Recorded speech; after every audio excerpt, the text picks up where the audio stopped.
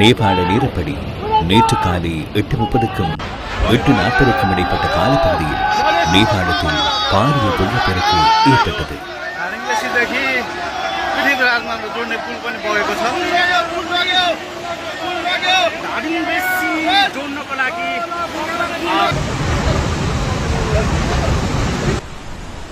Oh my god, Mario.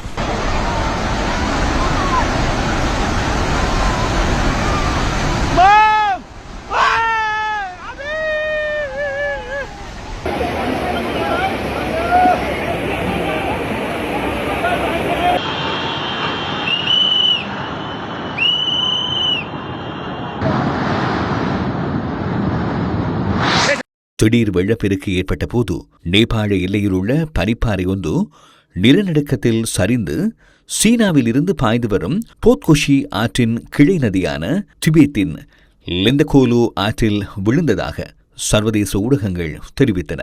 இதனால் போத்கோஷி ஆற்றின் நீர்மட்டம் திடீரென அதிகரித்து திடீர் வெள்ளப்பெருக்கு ஏற்பட்டதாக சர்வதேச ஊடகங்கள் செய்தி வெளியிட்டன.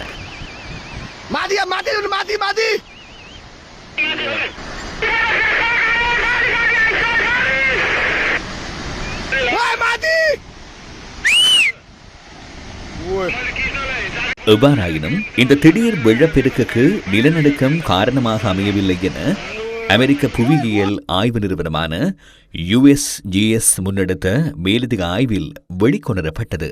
பனிப்பாறை ஒன்று சரிந்து விழுந்தமையின் காரணமாக ஏற்பட்ட நிலச்சரிவால் ஆற்றின் நீர்மட்டம் திடீரென அதிகரித்து பாரிய வெள்ளப்பெருக்கு ஏற்பட்டதாக அவர்கள் தெரிவித்தனர். இதற்கு முன்னர் பனிப்பாறைக்கு அருகில் ஏற்பட்ட 4.4 மேக்னிடியூட் நிலநடுக்கத்தினால் இந்த திடீர் வெள்ளப்பெருக்கு ஏற்பட்டதாக அவர்கள் குறிப்பிட்டனர். இவ்வாறான நிலைமை பனிப்பாறை சரிவு அல்லது பனிச்சரிவு என அழைக்கப்படுகிறது. எவ்வாறாயினும் கடுமையான வெள்ளப்பெருக்கினால் வீடுகள், வீதிகள், பாலங்கள் உள்ளிட்ட பல கட்டடங்கள் பெருமளவில் சேதமடைந்தன.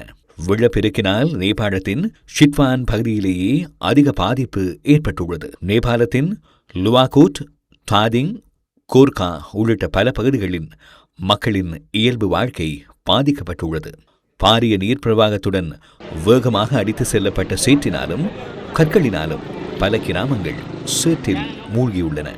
அனர்த்தத்தில் காணாமற் போனவர்களில் 44 இராணுவ வீரர்களும் 28 போலீஸ் அதிகாரிகளும் அடங்குவதுடன் மேலும் 32 நாடுகளைச் சேர்ந்த 600க்கும் மேற்பட்ட சுற்றுலா பயணிகள் காணாமற் போயுள்ளதாகவும் அறிவிக்கப்பட்டுள்ளது. திடீர் வெள்ளத்தினால் சீனா திபேத்தில் உள்ள கைராங் பிரதேசமும் பாதிக்கப்பட்டுள்ளதுடன் அங்கு 3 பேர் உயிரிழந்துள்ளதுடன் மேலும் 558 பேர் காணாமற் போயுள்ளதாக சர்வதேச ஊடகங்கள் தெரிவிக்கின்றன.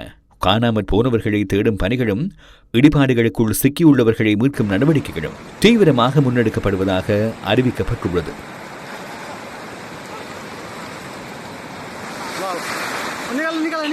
மீண்டும் இரண்டாவது வெள்ளப்பெருக்கு ஏற்படக்கூடும் என நேபாள அதிகாரிகள் எச்சரித்துள்ள நிலையிலேயே மீட்பு நடவடிக்கைகள் துரிதகதியில் முன்னெடுக்கப்பட்டு வருகின்றன.